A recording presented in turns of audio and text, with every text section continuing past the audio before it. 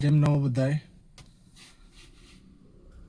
अमेरिकेतील वॉशिंग्टन पासून 35 किलोमीटर अंतरावर असणाऱ्या मॅरीलँड राज्यातील अकोकिक या शहरामध्ये 13 एकर जागेवर डॉक्टर आंबेडकर आंतरराष्ट्रीय केंद्र उभारून तेथे 14 ऑक्टोबर 2023 या ऐतिहासिक दिनी डॉक्टर बाबासाहेब आंबेडकर यांच्या भारताबाहेरील सर्वात उंच 19 फुटी पूर्णाकृत पुतळ्याचे उद्घाटन करण्यात आले.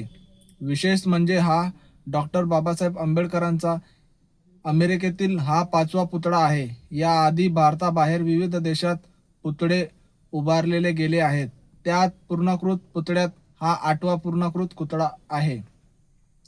धम्मचक्र पर्वत दिनी अनावर करण्यात आलेल्या या पुतळ्याला अमेरिकेतील बांधवांनी स्टॅच्यू ऑफ इक्वॅलिटी असे नाव दिले आहे.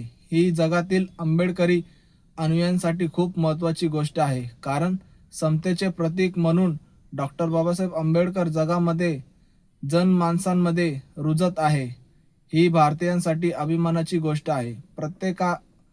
अशा प्रकारे 21व्या शतकामध्ये जग अतिशय वेगाने तंत्रज्ञानाच्या विश्वात पदार्पण करत असताना जगात समतेचे प्रतीक म्हणून डॉक्टर बाबासाहेब आंबेडकर हे आपले वाटतात, जवळचे वाटतात आणि आपल्या नजरेसमोर ते समतेचे प्रतीक म्हणून उभे राहावे.